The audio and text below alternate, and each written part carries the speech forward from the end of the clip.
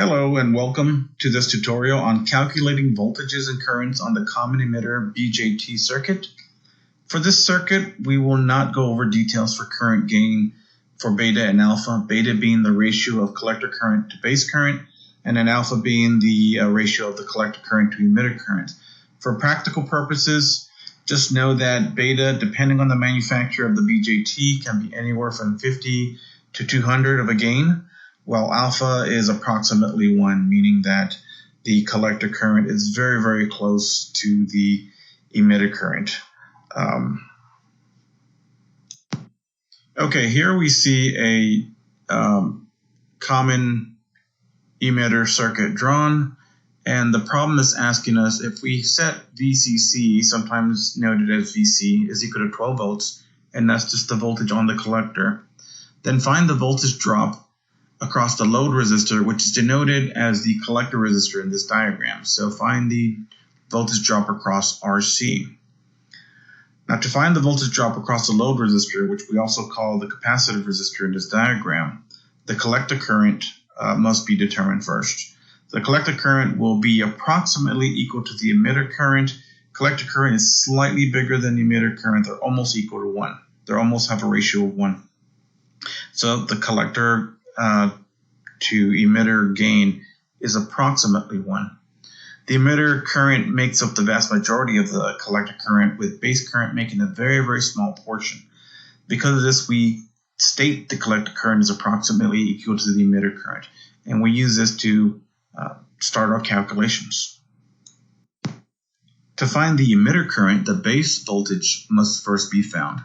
Assuming that the circuit is designed properly so that the base current is negligible, then this 18K resistor and the 2.2K ohm resistor form a voltage divider. And we see the equation worked up there to the top right of the screen.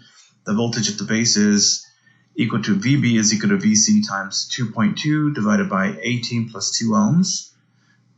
Then adding that together, we get VB is equal to 12 volts times 2.2 divided by 20.2 ohms. And that gives us that ratio of that voltage divider of 2.2 to the total resistance. And when we multiply that out, voltage across the base is, or voltage at the base to ground is 1.3 volts. To find the emitter current, the emitter voltage is determined. The base emitter voltage drop will be about 0.7 volts with the silicone BJT. So when this transistor is active, so we can do a KVL. And the equations are written there to the top right in the slide, where we have starting at voltage across the emitter, we subtract the voltage across the base, plus the voltage drop across that base to emitter junction, which is 0.7 volts. All of that should equal to 0 using KVL. We can rearrange the equation, where we have separating voltage across the emitter equals to voltage across the base minus 0.7 volts. And we've already calculated voltage across the base to be 1.3 volts in the previous slide. So voltage across the emitter should be 1.3 minus 0.7 to give us 0.6 volts.